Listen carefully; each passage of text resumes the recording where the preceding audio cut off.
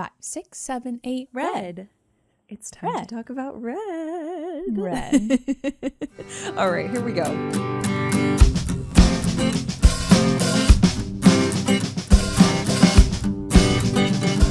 Hi, everybody. Welcome back to Gilmore to Say with Tara and Haley. I'm Tara. This is Haley. Hi, Haley. Hi, Tara. Happy birthday, almost. Oh, thank you. Well, it's my birthday party day, I realized. Is it? Oh, right. Because Yes. tonight you're going to do your birthday party and have everybody stay up till midnight. Yes. So when this is airing, it's my birthday party.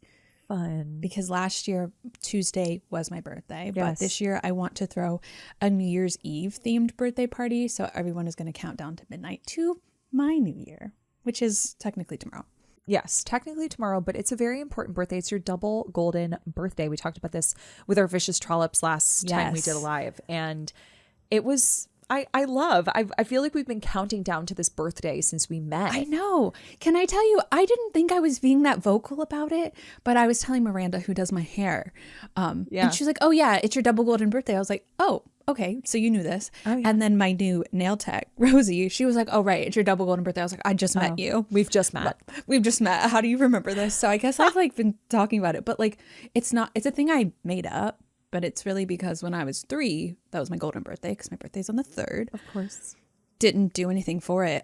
What was my birthday then? I don't know. Maybe it was probably Winnie the Pooh themed because, yeah, of course. So now that I'm older and wiser, maybe, debatable, I wanted to have another golden birthday because I'm turning 33, but that's a big number for me. Born on the 3rd in my family of 4. And it just feels right, it feels right for me.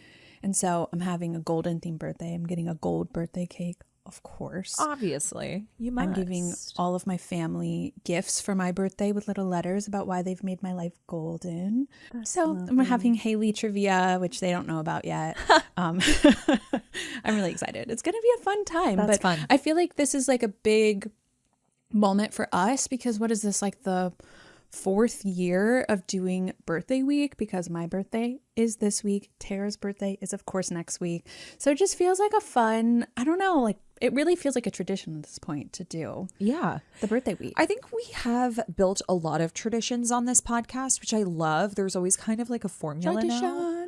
Tradition. It's really great because we can kind of anticipate, this is the week that we usually do XYZ. And I love that. I hope you guys do too. But me too. Yeah, it's birthday week. And that feels very Gilmore Girls of us. So yeah, it is. We should like have Malamars on the table, take the one from the cabinet to put it back and replace it so you don't mess it up. Yeah. We're not sure about the big bowl of mac and cheese, admittedly. Yeah. That seems, we're very into the Sephora trip. Oh, definitely that one. Yeah. Which with the Rewatch Club, we're actually going to be watching that next week. So next Friday, that one comes out.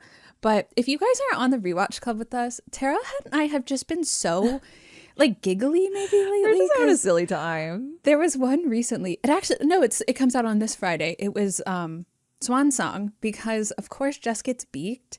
But then Tara pointed out that when Rory and Jess go into Richard's study and he sees the portrait of Rory on the wall and he goes, now I've seen it all. And you're like, you've seen Rory reading? What's wrong? What?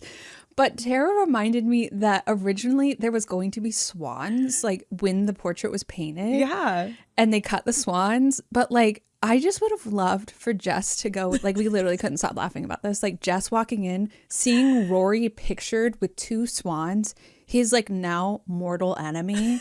Now I've seen it all. He's just incensed. Now Triggered. I've seen it all. It's so weird. The whole thing is so weird, but we like couldn't stop laughing about it. And it's one of those things like before I watch an episode, I kind of think about what's going to happen, like what I want to notice or like what I want to mention to you. And it always gets sidetracked by something that like so silly. Like honestly, we get so tickled by. But that's why I love the Rewatch Club is because there's not a lot of time for us to get like our true unfiltered thoughts out. I mean, with Gilmore Revisited, we were able to like really dissect our thoughts, and that was watching the show in a very different way. Yeah. Whereas now it's just like as soon as we have a thought, it has exited our bodies because we are just on to the next thing watching the show. And I love it. We don't pause, we don't rewind. No, it's just like bing, bang, boom. It's really fun. It's the same way you would watch the show with your best friend. So it's just Admittedly, fun. I think if I was watching it with you and we weren't recording, I would rewind and be like, wait did you see that? Yeah, go see that. Yeah. I totally agree. But in order to keep the flow of things and so that the besties at home who are watching with us can also Stay enjoy synced. it and Yeah. not have to like guess where we are or line up with us after they initially line up with us, we're just going to keep plowing just keep through. going. Yeah. But And it's a lot of so fun. sometimes we miss things that I'm like, oh, I want to talk about this, but it's because we're just having a silly goose time, a silly swan time, if you will. Yeah, silly swan time. Doesn't roll off the tongue quite as well. It but doesn't, but that okay. episode is coming out on Friday of this week if you are a vicious trollop. And then next week we will have Happy Birthday Baby, which feels like so serendipitous. Very fitting. That is during birthday week because of course we had to watch the trio, the They Shoot Gilmore's Don't They Let the Games Begin and Deep Fried Korean Thanksgiving for Thanksgiving. So Yeah. it's just all lining This up. just happened to line up really inadvertently, Yeah. which is great. I love it. Yeah. Before we dive into today's episode, I did want to mention that we have new holiday merch out, which, oh my God, I'm so excited about this one. The fact that, okay, I know we've talked about this, a lot the last several months. Have we? I think so. About how stamps came to us just very willy-nilly. Yeah. And we were like, yeah, let's just build this. Emily Kelly, who's one of our graphic dream designers, girl. our main graphic designer, she helped us come up with it, the original stamps collection, in like a day, less than a day. Yeah. And it has just laid this beautiful foundation for all of these themed like holiday versions of stamps. And I love them. Seasonal, thank you. So amazing. I just love them so much. And now we have, of course, we did the fall stamps, we had to do winter stamps, and we've also done holiday stamps. So we're really excited about that. There's two versions because like one of them is of course red and green for Christmas holidays. We've got Santa Burger. Who else is on there? Admittedly we did want to do One Arm Baby Jesus, but that was not going to come across in a stamp, girlies. Besties, that one was not going to work. Really want to do one-armed baby Jesus. It was just going to be a baby doll with no arm. One-armed baby Jesus, and it just wasn't going to work out because it just would have been a little weird. We've only got so much we can offer in a stamp, but like when you look at it and you're like, that is a baby with one arm. That's 100%. Really like you just have to know that we wanted to, but it wasn't going to work. But we've got the candy cane coffee, all the cutie things. Yeah, we have candy cane coffee. We have a gingerbread man with a bow tie on for Richard. We have a present for Luke, a la what Lorelai gives Luke. I think it's at the end of Forgiveness and stuff. Yeah, she gives him the blue baseball hat. Instead of our Lala stamp, it says Fala. We have an ornament, a wreath, a stocking, like the classic Christmassy things, a book of Christmas carols, the sleigh from the Bracebridge dinner, the Christmas tree from Forgiveness and stuff that Lorelai is working on or just kind of staring at while she's on the phone ordering a pizza from Joe. We have Rory's Christmas sweater from season 7. We have one of the handbells from... What is that also Forgiveness and stuff? Or is that might also no? I think it's Forgiveness and stuff. It's the Henry. He's not doing the bells on the it's really funny. The right count. We of course have our classic Gilmore to say kiss. We have a snow covered gazebo and we have a slice of cherry pie. Yes. So that is what our holiday stamps, those are all the little Easter eggs you can find on our holiday stamps. And then for our winter stamps, because we wanted to give you like two options of like seasonal, because like holiday stamps really just like for the holiday season, but winter can be into January and February. Absolutely. Too. So we have a good old cup of coffee. It's blue. It has a little lipstick kiss on it. A little kiss. Lorelai's hat, or I guess Rory wears the hat. Rory wears it from Lorelai's classic blue scarf in Love and War and Snow. We have ice skates with little pink pom-poms on them. Wait, isn't the hat also from Swan Song? Yes. No. When they're making out through town? They're making out through town during That'll Do Pig. Because she wants him to go to the Winter Carnival with him. Which, speaking of the Winter Carnival, there's also a snow cone on there. We have a Doggy Swami, yes. We have, also speaking of That'll Do Pig, we have the slice of custard pie that Rory and Dean share at Weston's when they decided become friends. We have the mailbox, the girlies mailbox with a little snow on it. We have a cup of Hocho, a snowflake, an I Smell Snow book, a Lala stamp that's been like winterized. It's got It's blue. So It's you should know it's winterized. It's like Lorelai Blue. It's like Lorelai her blue Blue. scarf It's really true. inspired all of it. A snow-covered Jeep, the Bjork snow woman. I'm sorry. Yeah. Bjork snow woman. Snow The town sign that's like got a lot of little snow all over it. It's very wintry, very snowy. Yes. And then the broken bells from In the Clamor and the Clangor. So it's really fun. We love these two options. We've never come out with two at the same time, but this was really cool to do. And Emily Kelly, of course, as she does every time, she nailed it. And she slayed it, if you will. She slayed it. And we'll also have our winter gazebo. If you guys missed it or you want a new one in a new color, feel free to grab her too. Yeah.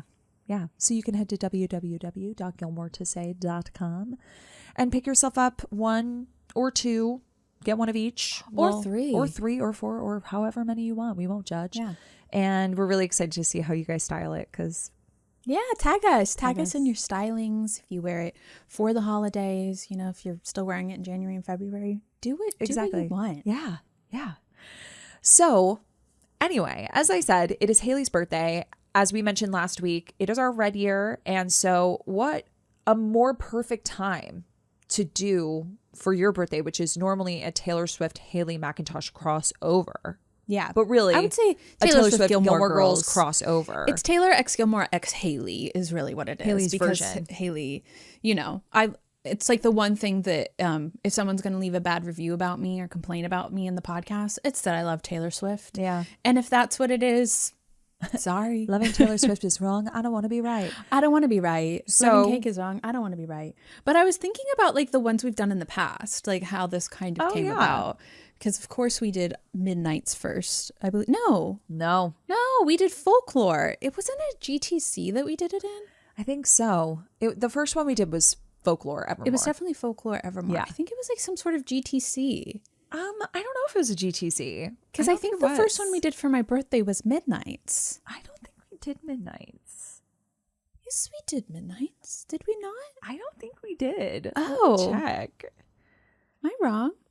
We did a birthday episode between the two of us, but I don't remember what it was. Oh my gosh, no, we didn't, because our first birthday episode was talking about birthdays. We didn't do individual birthday episodes the first year. Yeah, Happy Birthday Girlies was, we're turning 30 this week, one of us for the first time and one of us for the second time. That's so funny. So we're ranking birthday parties on Gilmore Girls. I think the first year we didn't have a separate one, but we did Folklore that year. I remember because I think it was some sort of GTC or something that happened. Oh my gosh, I can't believe we didn't do Midnights. My favorite girl. Love her. Yeah, we did a Gilmore to Consider Taylor Swift x Gilmore Girls on October 20th, 2022. Yeah. And that was us talking about, because I think Midnights was about to come out. I think that was kind of like our ode to Midnights was going back and doing Folklore. Yes, that's what it was. Yes, it says don't blame us, but in honor of the release of Midnights, we've got Gilmore to Say on Taylor Swift. Yes, so we may have talked about Midnights a bit, but I do remember you making it making that Midnights the graphic. Yeah. Oh, maybe that's why I thought. Yeah.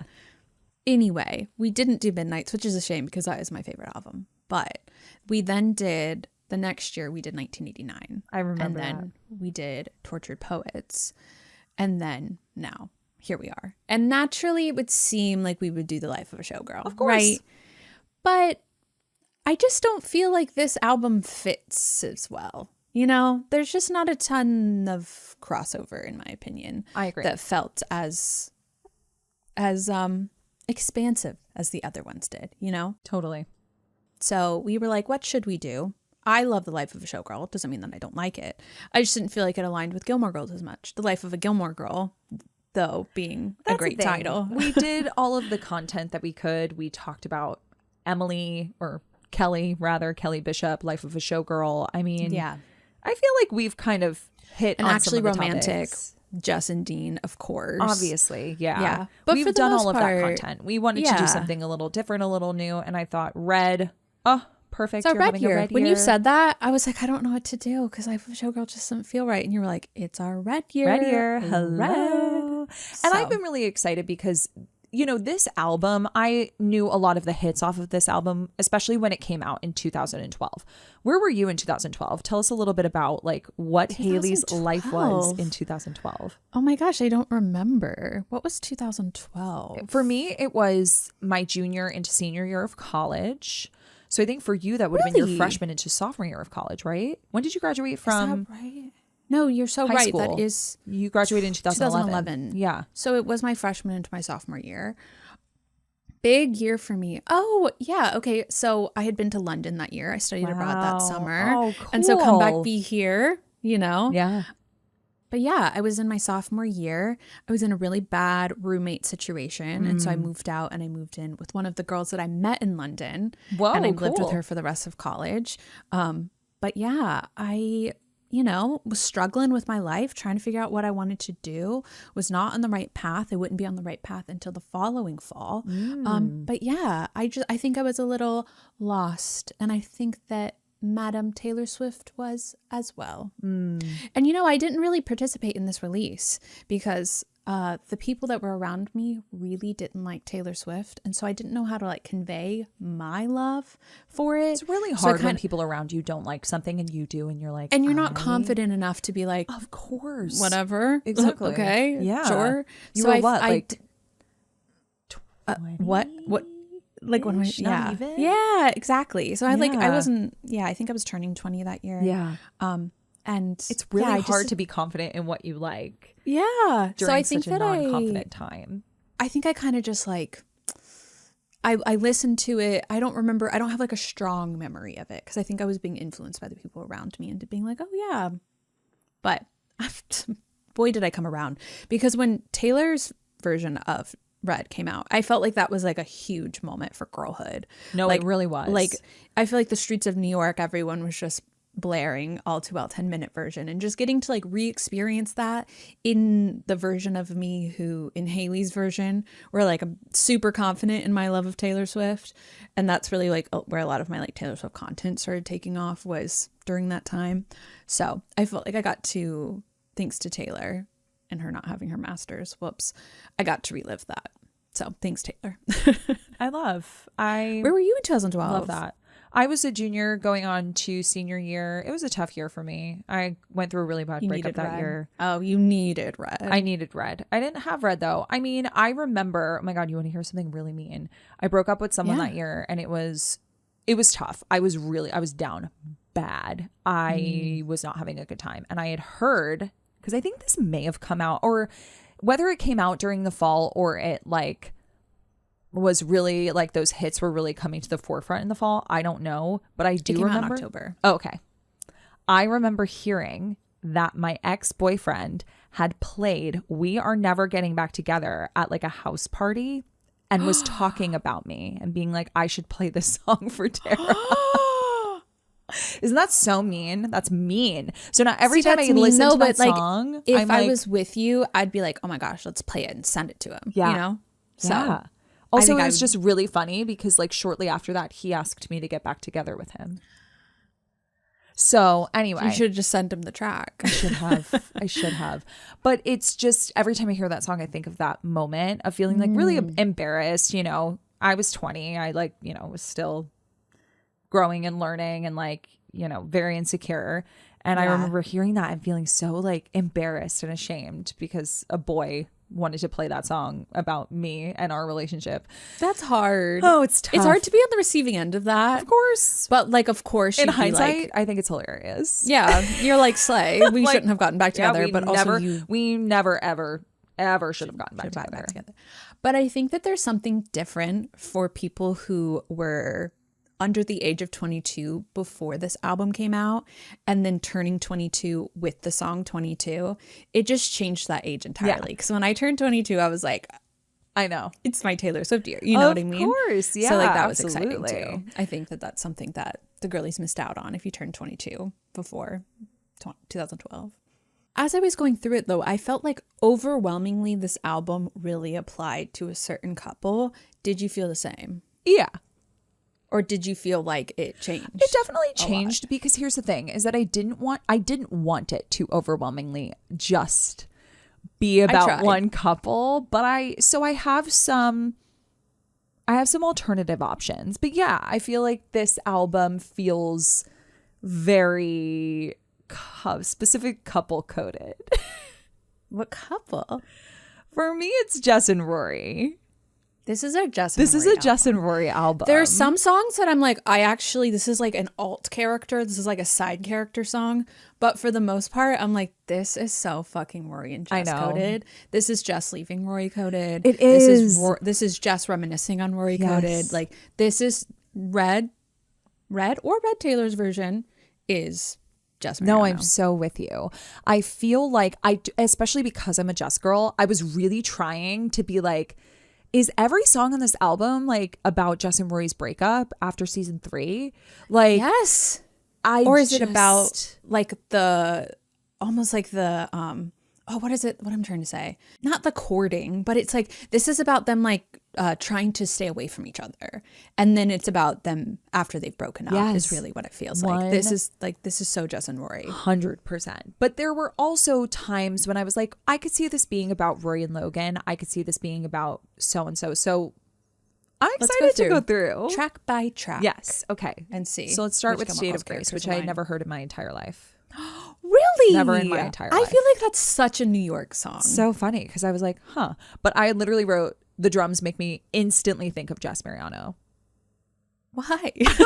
No. I just said I can that just man feel this for Jess and Rory. Like, the thing about this album, and especially when we analyze these in general, is I try to put them behind moments between them, like underscoring things that happened in the show. And I could just feel this for a lot of moments with Jess and Rory. Twin fire signs, 4 blue eyes. The blue eyes is what made me think of Logan.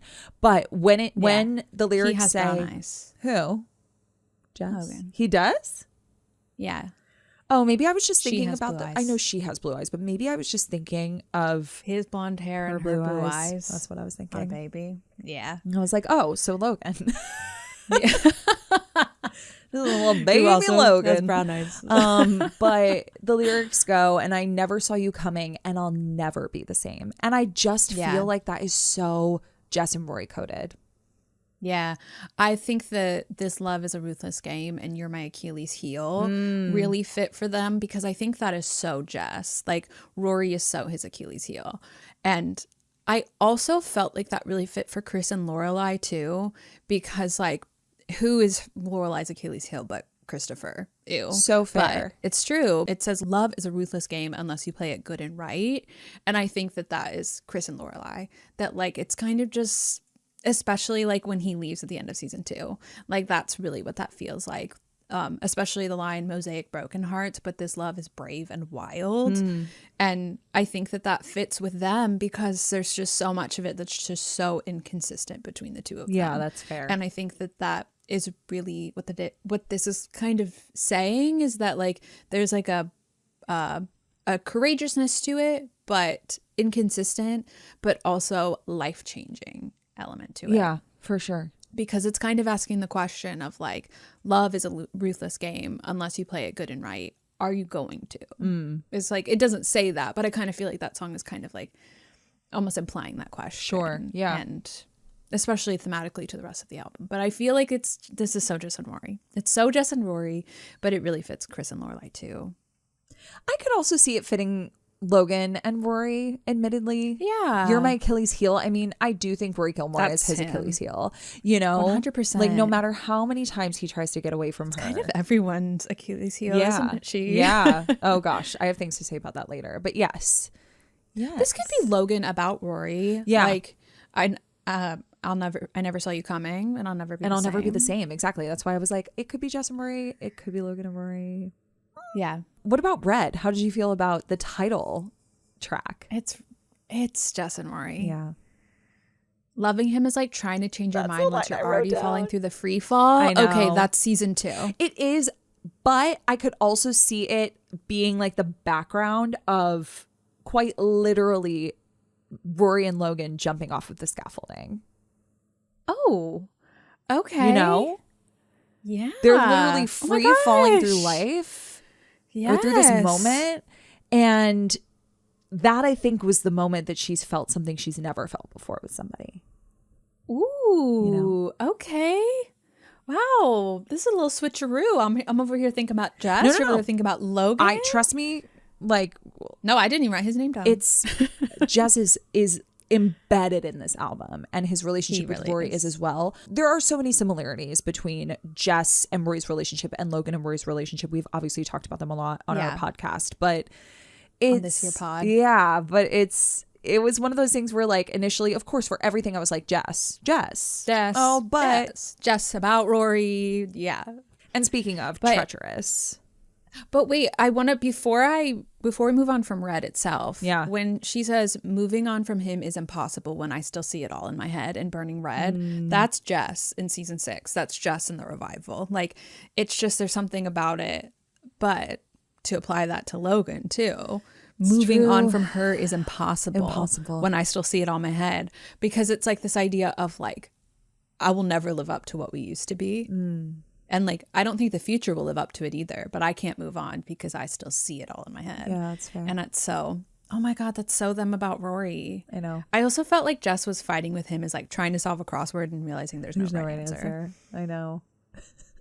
Yeah. So real. Oh my gosh. Yeah, that is both of them. I know. But treacherous. I just wrote, this is playing behind Jess and Rory when they're in the car and Teach Me Tonight. Put your lips close to mine as long as they don't touch. This slope is treacherous. This path is reckless. This daydream is dangerous. I was like, no, but 2 headlights shine through the sleepless night and I will get you alone. Your name has echoed through my mind. And I just think you should know that nothing safe is worth the drive. I know. Nothing safe is worth the drive. I was like, oh, Teach Me Tonight. Well, you know, it's not safe getting in a car accident. It's just, as soon as like those words came up, I was like, oh, this is about something that's... This is season 2. This is season 2. Rory this is treacherous. This is treacherous. Yeah. Dean listened to this and he said this is treacherous. So fair. Speaking of treacherous, I Knew You Were Trouble. The first thing I thought of when we decided that we were going to cover Red was, oh, I Knew You Were Trouble is Jess Mariano. Like... It's just it's also like kind of Lorelai. I knew you were trouble when you walked in. So fair. I just think it's like, it could also be Logan coded, because I think that from the jump, Rory knew that Logan was, he had a reputation. He was trouble, but like a good trouble. Yeah. But I wrote that down, but I think it is more Jess coded. When I fell hard, you took a step back without me. Now I'm lying on the cold, hard ground. Like, that is him leaving her at the end of season 3 and her being like, I knew it. Yeah. It's also, okay, it is a little bit in season 5 when she's crying on the floor. I know. In the bathroom. So real. Yes. Okay. Because like when she says, and he's long gone when he's next to me, immediately all I could think of is Jess and Rory sitting in the back of the bus when he's about to leave for real. And or I just in was like, Max, when he's just like, he's not there. He's not there. No. He doesn't want to be there. I don't. I don't want to talk to anybody else. I don't like anybody else. I don't like anybody else. Exactly. I also had Chris, because once upon a time, a few mistakes ago, I was in your sights and you got me alone. And I was like, yeah, for sure. Ew, Chris. Oh, I know. Oh. I am dying to know what you think about All Too Well. All Too Well. So before we get into like the main character of it all, I just hope deep in my heart that Lindsay Forrester is listening to this song somewhere, feeling so deeply about it, because you're telling me that Dean's mom didn't pull out the photo albums. He used to be a little kid with glasses on a twin-sized bed. And your mom's telling stories about you on the T-ball team. You taught me about your past, thinking your future was me. And so it's like, she's a crumpled up piece of paper lying here. I hope that she is like blaring that in the car, hating Rory Gilmore, hating Dean Forrester, heading towards happiness. Yeah. That's all I can hope for her. But I think that this song is so Jess and Logan coded towards Rory. Yes. I think it's about someone who is never going to get over the situation that they were in. And the other person is never going to acknowledge that. And I think that's Jess and Logan. I so agree. I know it's long gone and that magic's not here no more, and I might be okay, but I'm not fine at all. You could also make the same argument for Dean. It's anybody who has fallen for Rory Gilmore and has just gotten crushed. Like I could picture Logan driving away from Yale graduation after being rejected by Rory Gilmore, blasting the song windows down, wind in his hair. He was there. Him just like rocking out, crying, just sobbing. A song that doesn't come out for another 5 years. Exactly, but he has it. And he knows. Yeah, he's got it. He knows it all too well. He does. Oh, yeah. Because I really feel like the snippets of that song fit different characters. Absolutely. Especially as we get into the 10-minute version. I was going to say, once we get into the 10-minute version, all bets are off. We can't put one person to this song. We can't put one person. Because I honestly, and I've said this before, I don't think that there's any person or any relationship that has the emotional depth that All Too Well 10-minute version does. I just don't think it fits any one person, because I just like don't think that we've ever gotten anything that emotional. But when it comes to the 10-minute version, all I can think is of the fan edits. Like towards the end of the 10-minute version when she says, "'Cause in this city's bare and cold," I still remember the first fall of snow and how it glistened as it fell. I remember it all too well. Everyone always puts Luke in Love and War and Snow giving coffee to the war reenactors as Lorelai's walking down the street with Max. Yeah, like totally. That always gets me in my feels, because it's like the snow is falling, it's aligning with the lyrics, but like that's not a Lorelai Luke Max song, but it's like it fits so perfectly in that snippet of it. Totally. I just think that song is too emotional and too very long. specific. There's so much content in it. It's 10 minutes really long. Yeah. It's really hard to just put that on one relationship or character. Yeah. And I don't really feel like there was any man that was like that level of manipulative. Like fuck the patriarchy keychain on the ground. Yeah. Like I just don't feel like anyone got that emotionally invested in the way that the narrator of that song gets. You know what I mean? Yeah. I don't, it's like really has to be like vignettes, snippets from that. Yeah. Because like dancing around the kitchen in the refrigerator light feels like Lindsay and Dean, what I would imagine. It feels very Gummy Bear Brownies. But I just like imagine her being so young too. That feels right. But I mean, he was young as well, because in that song, it's about the age gap. Yeah. Because she says, "I've never been good at telling jokes," but the punchline goes, "I'll get older, but you'll never stay my age." Yeah. Or there's about, that was the wrong lyrics, but I just don't think that fits anyone. Right. No, that's so true. It does fit Asher and Paris. Oof. Fair. So fair. I like the idea of vignettes, of kind of placing, and I feel like that would have to be a whole episode in and of itself, to take the All Too Well 10-minute version and apply it to vignettes from Gilmore Girls scenes. Oh, yes. People. See, that's like one of my favorite things to do. Like, I feel like I'm a fan edit girly in my heart, because I just love to put a little clip. Yeah. But yeah, when All Too Well 10-minute version came out, I did do a lot of like funny edits with Asher in Paris. Hilarious. Because that's the only real like age gap, like potential like power imbalance in a relationship. So that is so funny and so real. It's too long of a song to be one person. It's too specific. I would love like a piece of media or like a character from a show, a book, something where that song fits really well, because I would love to consume something based on that song. Wow. I'm sure. I mean, I know there's a movie, there's a short film, but like something outside of that. Totally.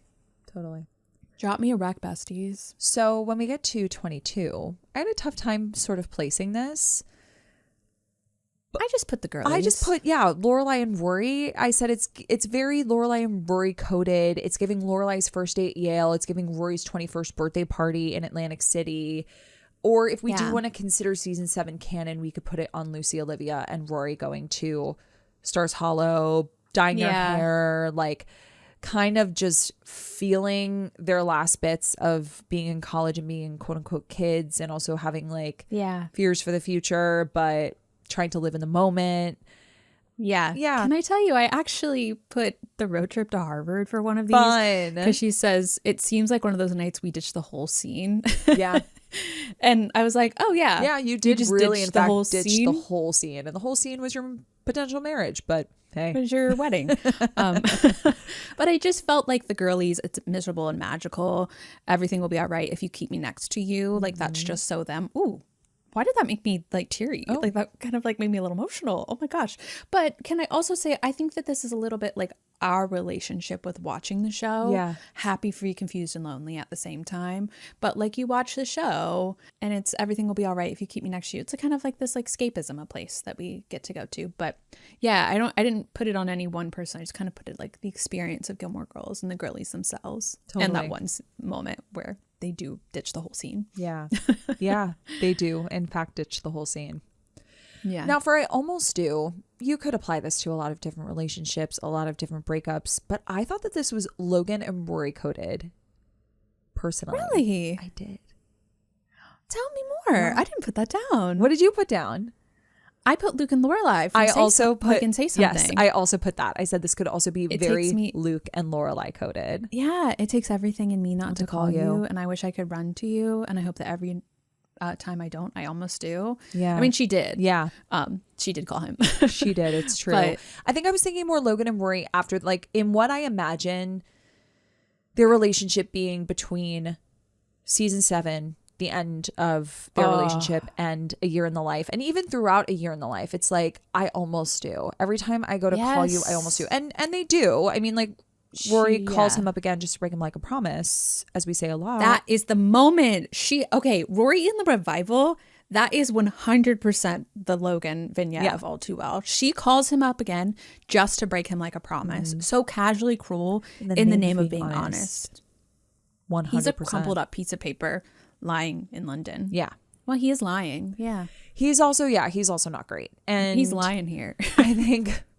I think that, you know, I almost do is like every time I go, like, I just want you to know that even though I haven't, I almost do every time. And that also felt very like season 3, Jess and Rory coded, you know, Jess calling him and calling not saying her anything. on her graduation day. It's like, I just want you to know, like, there's so much I want to say to you. And every time I think of doing it, I don't, but I almost do. I do call, but I don't say anything. Yeah. But I almost do. But it also felt a little bit like season 7, Luke and Lorelai, they're kind of like broken up and like what I would imagine is happening in Luke's mind. Yes. Eventually he does call her about April. Yes. But I think that fits a lot of different Breakups. points of this. 100%. I also feel like it could be probably a little bit Lorelai and Emily.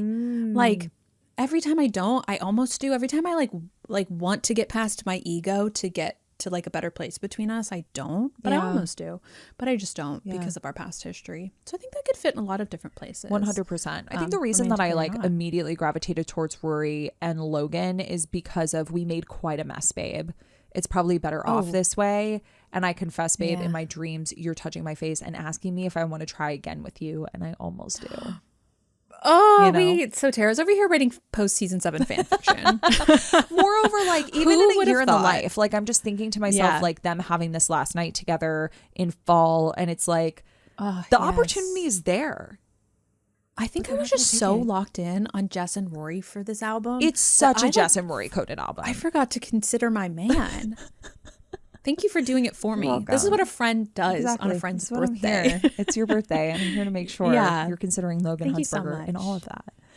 Oh, love it, my girl. Okay, so speaking of Lindsay Forrester, I really, really, really, really, really think she would have played We Are Never Ever Getting Back Together for Dean when she was throwing his stuff out the window and his hockey stick. You know, like if the song was out at the time, I would be like, play it. Press play. She's yelling at her mom. Play it. Her mom has a boombox outside.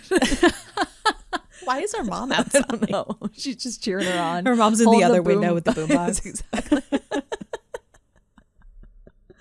You know. Oh man. I also put Chris and Lorelai. Oh yeah. Also that. I also thought that. Yeah. Because Chris really feels like indie record that's much cooler than mine. But Lorelai's also listening to the indie record that's much cooler than mine. So yeah, it's a little give and take there. But yeah, a lot of these I was like, Lindsay Forrester needs this on a playlist on repeat. This 100%. Yeah. I thought Stay, Stay, Stay is just such a cutie little bouncy song.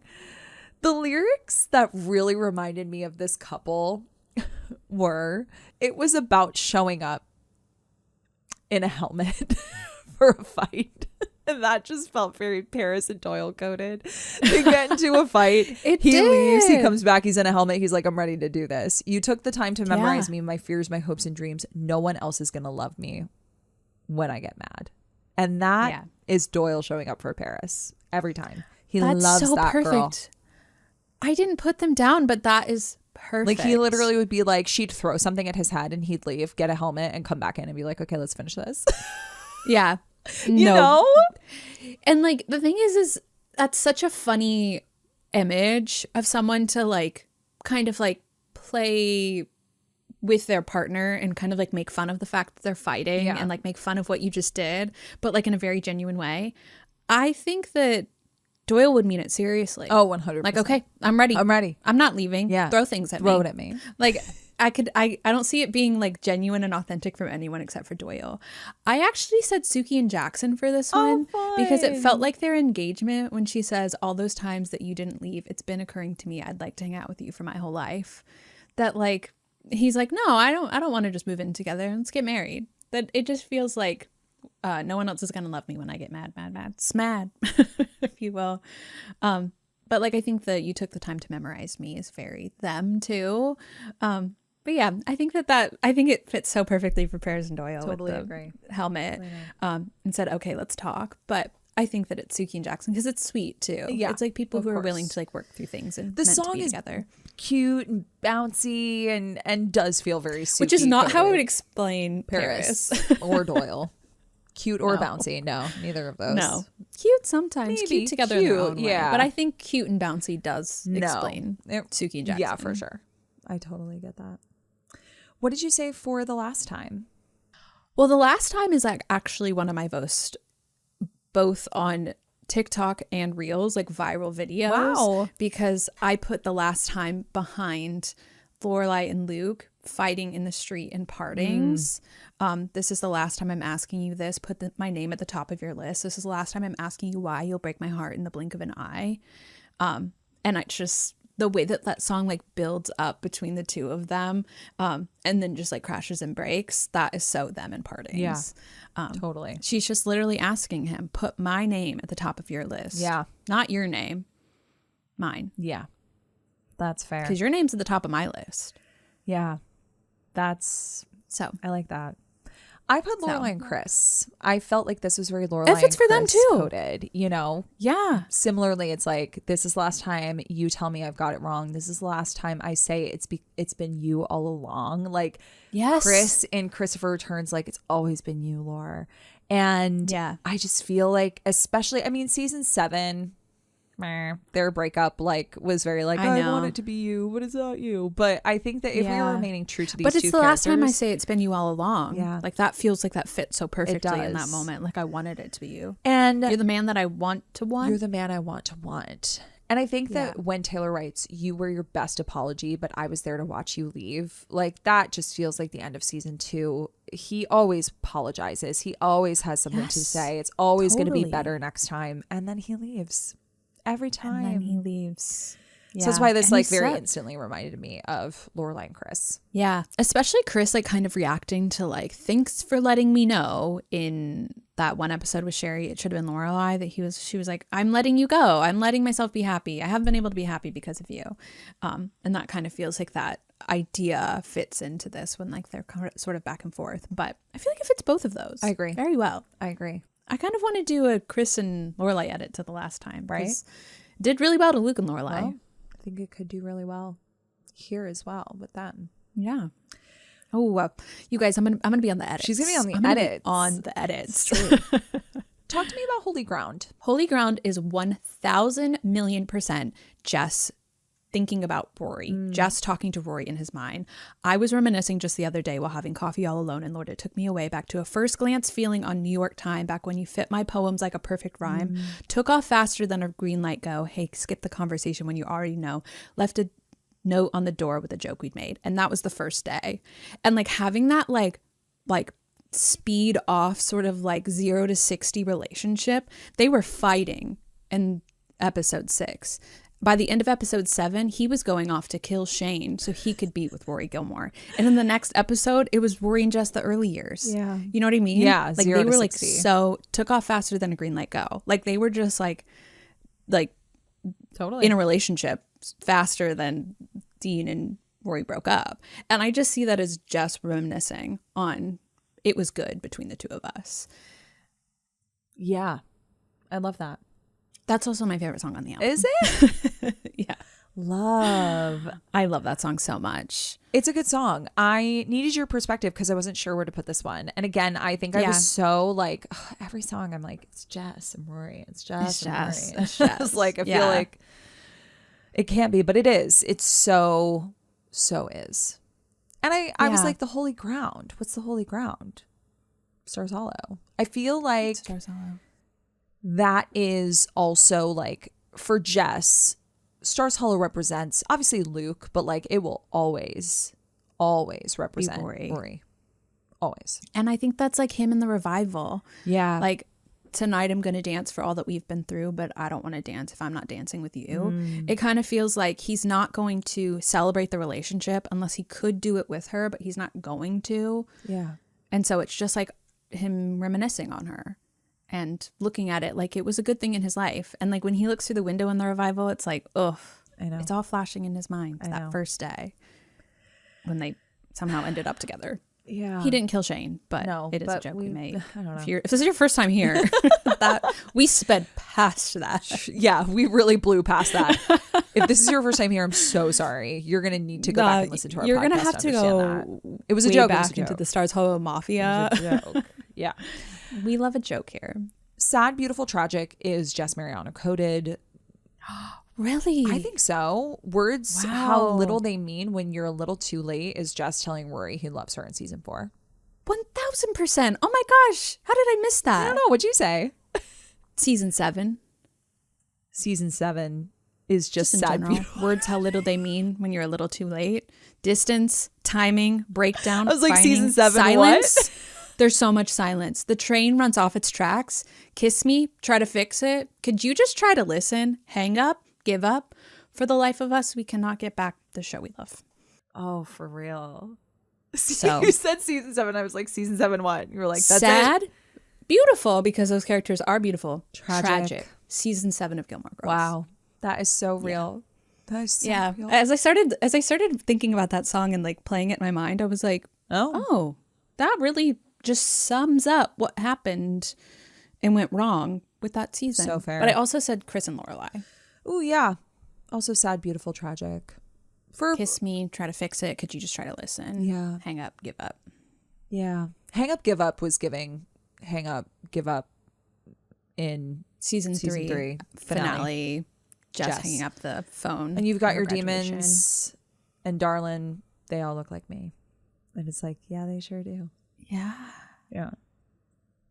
Well, season 7 has its demons. Oh, it sure does. And they all look like Gilmore Girls. Weird. So weird. But yeah, that is so Jess. That's so Jess. But it's so Chris and Lorelai. Yeah. So season 7. So I think it's for all of 7. those. But words, how little they mean when you're a little too late. I love you. Yeah.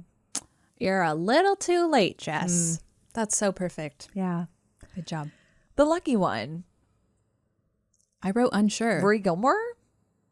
The one who can do no wrong? Everybody loves pretty? But or maybe Lorelai coming to is Stars Hollow? Your secrets end up splashed on the news front page, like in A Year in the Life.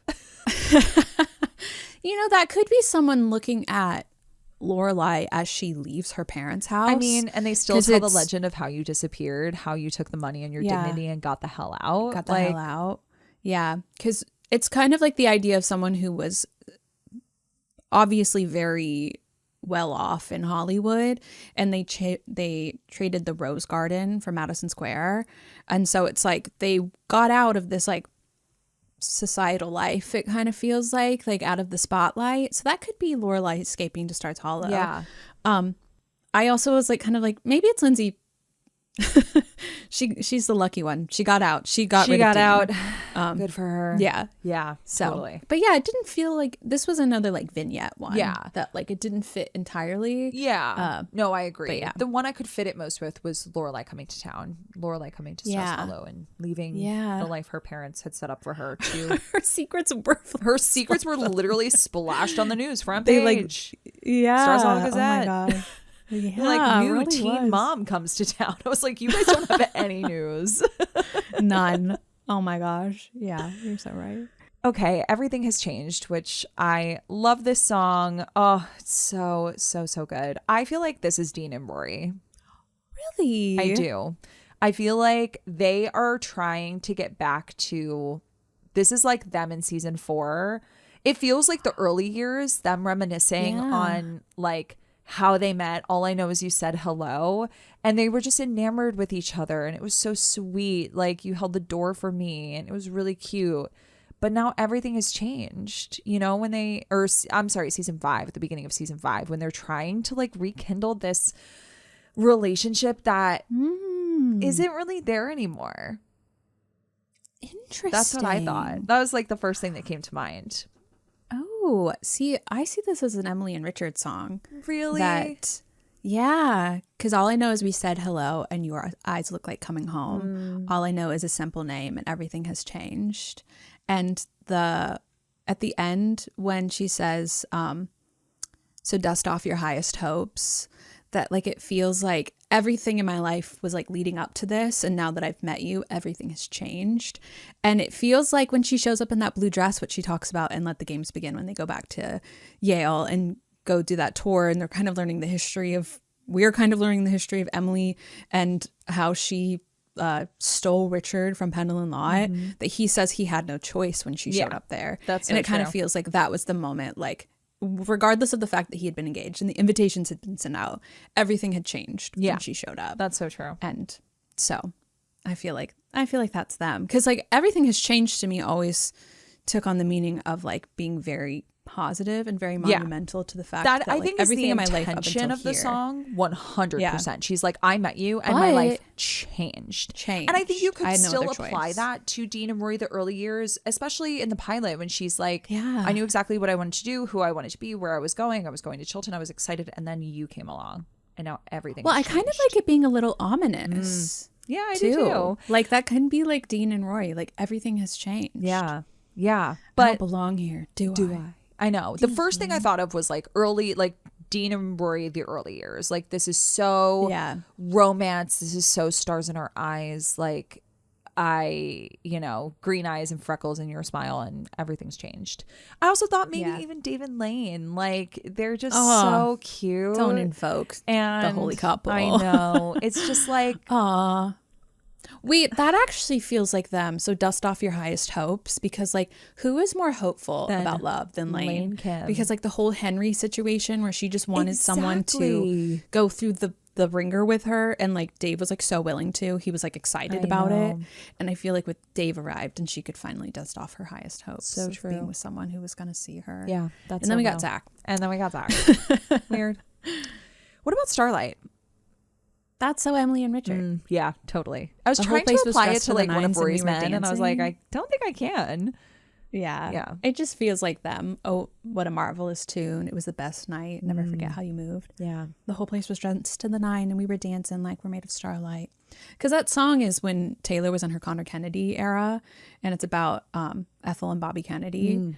Because I always thought the lyrics were, I'm a Barbie on the boardwalk, summer of 45. But it's from like the perspective of her saying, I met Bobby on the boardwalk. Yeah. And I didn't know that until I was probably like a solid 27, Wow, 28 years is that old. crazy? Like that took me a long time to get that, because they said we'll have 10 kids and teach them how to dream. And so they did have 10 kids.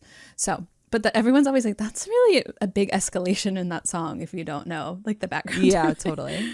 Like, whoa, okay. But yeah. I was feel curious like whose perspective that was from when I saw the lyrics of meeting someone in 45, because obviously Taylor Swift is our age. So I was like,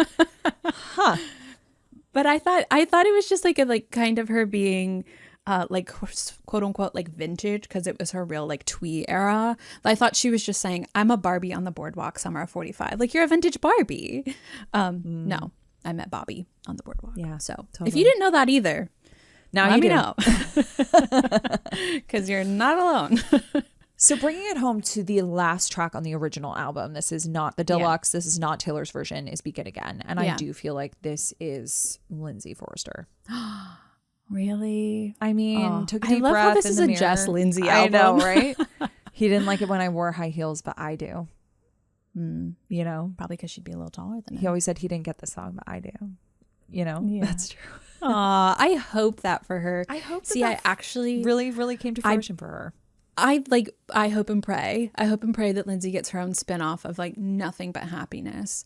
I said Luke and Lorelai for this because this feels like the Mimi when she comes into the diner and they kind of reconcile through her sharing what was going on and wanting someone to dating Luke pipeline. Because she said, I've been spending the last 8 months thinking all love ever does is break and burn and end. But a Wednesday in a cafe, I watched it begin again.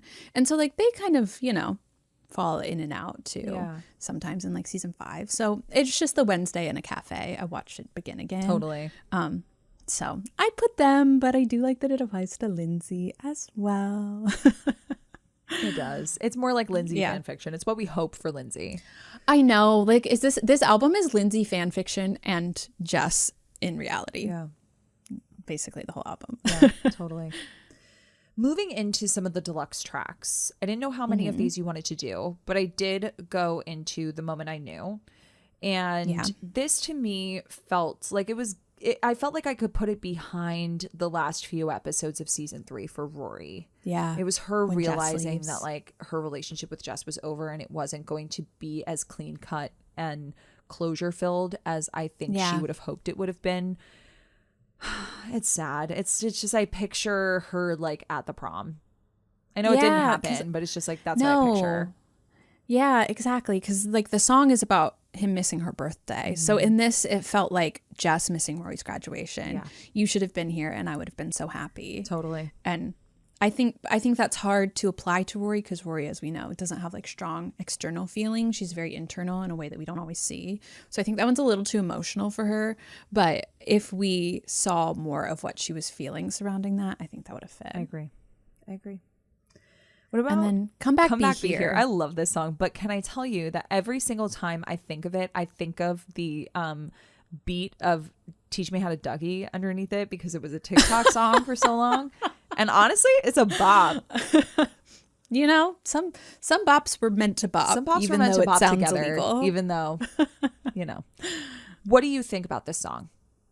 So Rory and Logan. And this is when the feeling sinks in. I don't want to miss you like this. Oh, Rory and Logan. I put Rory and Logan in all caps. Yeah, come back, be here. I guess you're in London today, and I don't want to need you this way. Come back, be here. Come back, be here. Literally. Yeah. Because you're in London really and I break in, down like, because it's not season fair 7. that you're not around. Yeah. So good. So that one's so them. Girl at Home. This one is Dean and Logan if Rory was the narrator of this song and not what she did. I said, this is what Rory should have said to Dean and Logan. Don't look at me. You've got a girl at home and everybody knows it. Mm-hmm. Mostly Dean. This feels small. Logan and Dean, but mostly Dean. Mostly Dean. Because everybody knows it. I mean, like, obviously with Logan, yes, in A Year in the Life, but I just kept thinking about, like, you live in a small town. We used to date. You have a wife. Everyone in town knows you and your wife, and they also know me. Everyone knows it. So if you keep looking at me like this, everybody's going to know. You've got a girl at home. And everybody knows that. But then the song goes on to like kind of like a girl code. Yeah, that, and like, I wish Rory had a girl code. I wish Rory had girl code, but she unfortunately doesn't. Yeah. She also, I will give it to her, she did have a little male manipulation there. Oh, with Dean, absolutely. She didn't have like a strong backbone there, but he was a strong gust of wind. Totally. Tipping that over. No, you're so right. Yeah. I will skip Ronan because of the content of that song. It is about Taylor wrote it for a young boy who passed for his mom. So I just skipped that one. out of respect for that song. Yeah, of course. I totally get that. Yeah. But then there's a song called Better Man. Better Man. And this is me singing this to most men on this show. Honestly, yeah, I get it. You're probably better off on your own than loving a man who didn't know what he had when he had it. That's kind of every man that's ever met a Gilmore Girl. Yeah, it's so true. I mean, I put Logan and Jess question mark because I think that they're, especially Jess, it's like, God, it's such a disappointment for Team Jess stans when he like works so hard to get her and then he doesn't appreciate what he has when he has her, because he had her and he really let her and us as an audience down.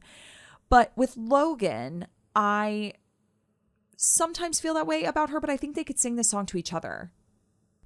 They totally could. You know, because it's also like, Rory, girl, I know that Logan like has made mistakes. He's a flawed human, but he loved you. He loves you. Ava Ronnie said he would have drank your bathwater. No one was like 100%. But he would if have. She was selling it he on was the down internet bad. like Sydney Sweeney. Yeah, he would have bought it. She wouldn't even have sold it. He would have bought it. He would have spent his expensive money. That's not what I meant. Yeah, his expensive money. his extensive, if you will. He would have spent all his expensive money on this all his bathwater. expensive money. But he would have done it for free, you know? No, 100%. No money needed. But I also think that one really applies to Dean when Rory is in a relationship with Jess and I see the permanent damage you did to me. Never again. I just wish I could forget when it was magic. Yeah. Because it's that moment when she's thinking that Jess is going to be mad at her, but he's really not. He just wanted to know. And it's like, that's really what Dean did to her. But also she's like, keep going back and forth and like maybe being friends with him. And it's like, no. Yeah. But also, Rory, you should have been a better man, you know? Exactly.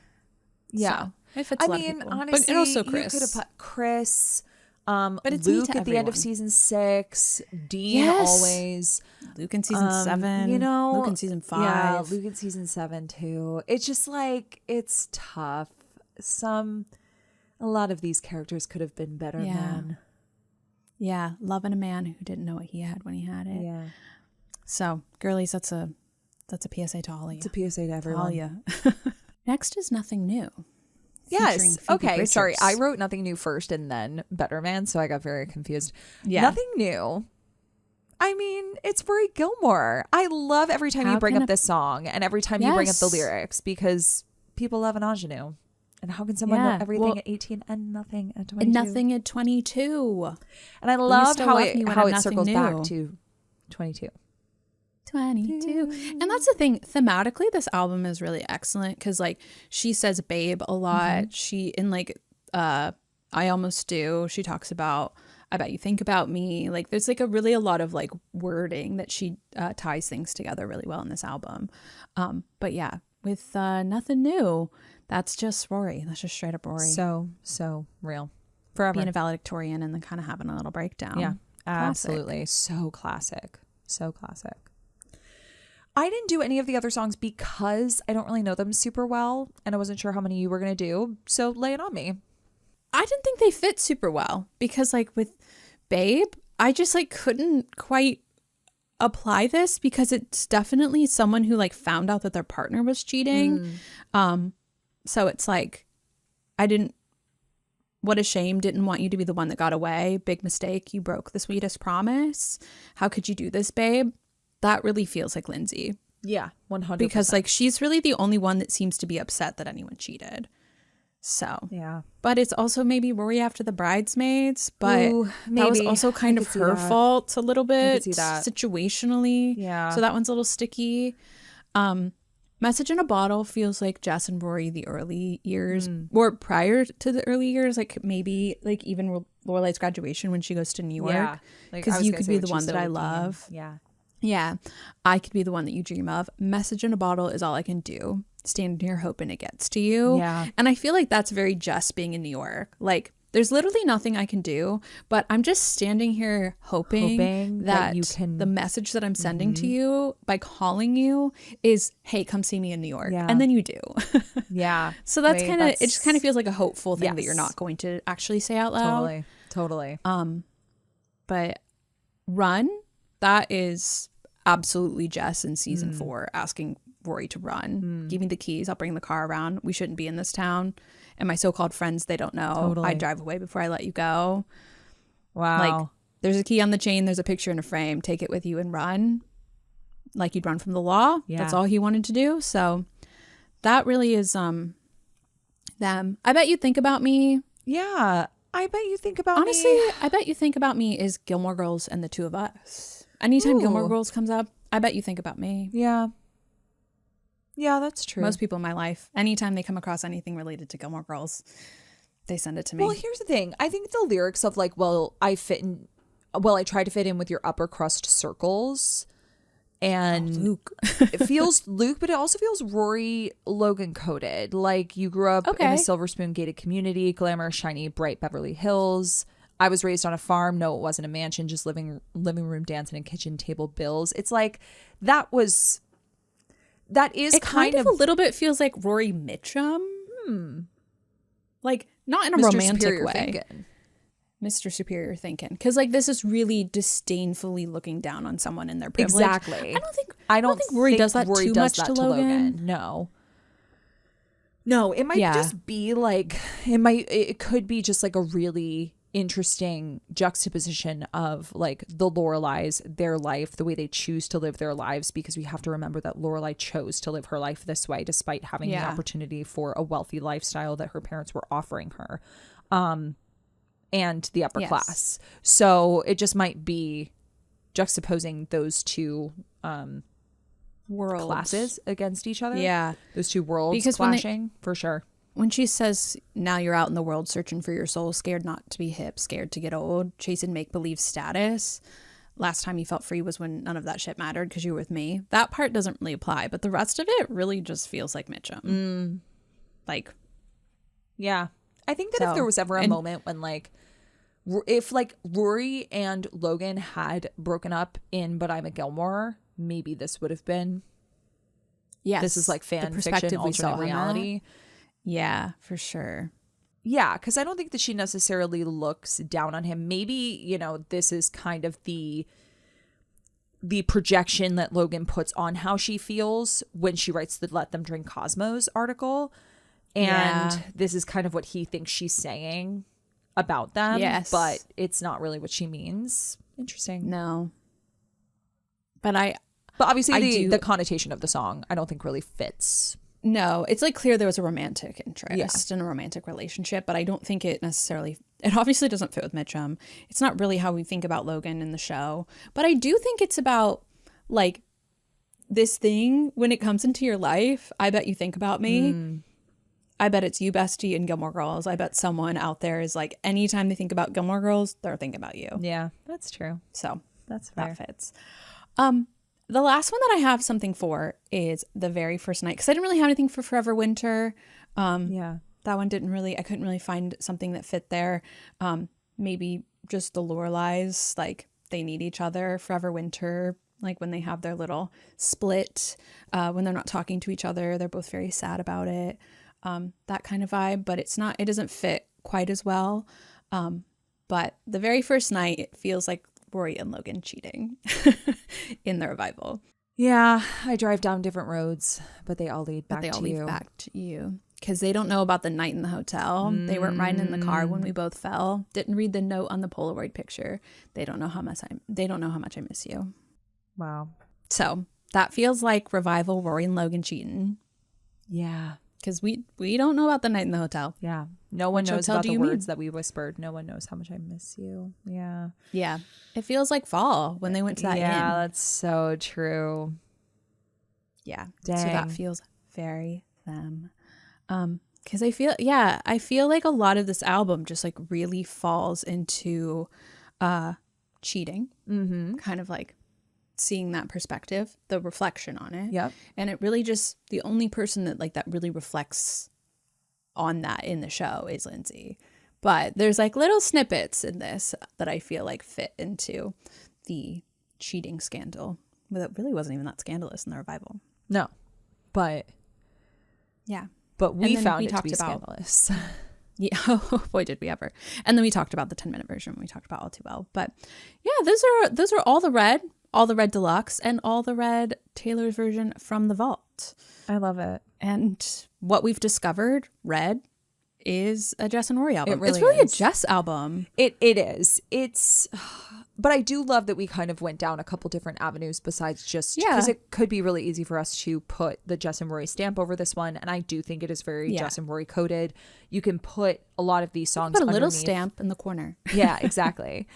I just think that, you could put these songs behind a lot of moments between the two of them and make them make sense. But I like the different avenues we went through. And that's a testament to the show and how nuanced it is, how many of the relationships get explored here and the pain and layers that come along with the aftermath of a breakup or a betrayal. And that happens a lot in the show. So nothing but betrayal. Nothing but betrayal. So I really liked it. I liked this one. Yeah. It didn't feel necessarily like too much of a reach. I know in the past sometimes we've had to reach with a lot of like different songs or lyrics, and there were some that came up here, but for the most part I think we could really easily place them on specific couples, characters, relationships, situations, episodes. Yeah. I like how much more Logan forward you were than me. Like, I also was kind of trying to think about where you were going to be coming from with the album. That's so funny. So I was trying to not, because I could put Jess Mariano and Rory Gilmore on, like I could put every single song and I did. on them. I did. And you did. Yeah. I mean, it's easy to, because it is, about heartache. And I think a lot of this is from the perspective, we didn't get to see a lot of the aftermath of what happened with Rory and Logan after they broke up in season 7. Yeah. We see what it brought us 9 years later. So I think part of the reason why like a lot of this I think is applicable to Rory and Jess is because we got to see that relationship play out, in the sense that we got to see the early days, the courtship, the actual act of them becoming boyfriend and girlfriend, and then we saw the fall off of it. So to see all of those layers. And then we saw like the reflection the next season. Exactly. And then we saw it seasons later. And then we saw it again in the revival. So there's like a lot more of like an arc, I think, that fits with this. Because this one really is like a lot of reflection, a lot of in the moment, coming back to it. Like feelings that I remember all too well, but also like being in the feeling too. Yeah. Which is why it's such a good album. It's a great album. This one's bangers. It is. Nothing but bangers on this one. It's a really good album. And what's your favorite track? I mean, I have become an All Too Well girl. I could listen to that. I could listen to that bridge on repeat. Yeah. Do you like the 10-minute version? I like the 10-minute version, but I tend to gravitate towards the 5-minute version, or the because it's shorter regular version, because it's shorter. Yeah. I like both of them. It's just so funny to me that like until I started this podcast with you, and I remember you being like, you don't know what All Too Well is? I was like, I have no idea what you're talking about. And I had never heard it in my life. And you needed it in 2012. Yeah, I did. Oh my God. I wish I had this album on repeat. I wish I could hand deliver it to 2012 Taylor. It. You're going to be like, who are you? You need this. Don't worry. We're going to meet in about 10 years. It's okay. Yeah, totally. No, it was 10 years. No, actually it was 9 years. It was 9 years later that we met, but it was almost 10. It was 10 years later we started the pod. That's true. Yeah. I wish that I had been listening to this. I wish that I had been listening to music that, I mean, I was listening to a lot of Sarah Bareilles and Civil Wars and Mumford & Sons. Yeah. Like I was definitely in my Moody Girl era, but not in a true way where I was properly grieving and emotionally regulated. And I don't know if Taylor Swift would have solved those problems for me, but hey. I don't think she would have. I think she would have put you in them more, but I think you would have felt validated. But yeah, for sure. I do wish that you could have been at the Eras tour to sing the 10-minute version. Cathartic, therapeutic. It was, but I will say, like about 6 minutes in, you're like, wow, this song still got like 4 minutes left. Yeah, exactly. Wow, exactly. I've been singing for quite a while. I need a sip of water. That's a lot. How does she do this? I know, it's a lot, but I like the 5-minute version. I've listened to it a lot. That bridge gets me every time. Oh my gosh, does it ever? It's so good. But yeah, I like the I album. How do you feel about the album? But What's your favorite song? You said that it was Holy Ground. Holy Ground. And I feel like it's controversial because like All Too Well is the best song on that album. I agree. Like she just, that's her, that's her best. That's her masterpiece. Yeah. All Too Well 10-minute version especially. But Holy Ground, it's just like the beat. Like there's something about it that I just love. And I listened to a lot when I first moved to New York because it just felt like a New York time, like it's in the song. And it just feels like walking down the street, seeing the Empire State Building to me. Like it just, I don't know why I pointed as if it was up there. I just have a very vivid memory of walking down the street, listening to this and seeing it in the distance and being like, wow, I'm in New York. I'm in New York time. It's so funny. But yeah, so that one always really got me. But Treacherous too. That one was always loved Treacherous. Love. Also a good song.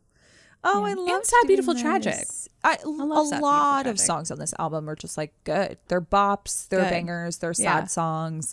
Like it really hits all of the points, you know, it hits all the feels. There's a couple of songs from this album on the playlist for the book that I'm writing. Ooh. So when I was getting through it, there was like, I'm like having to like think it in terms of Gilmore Girls and not in terms of my characters who exist. Ooh, yeah.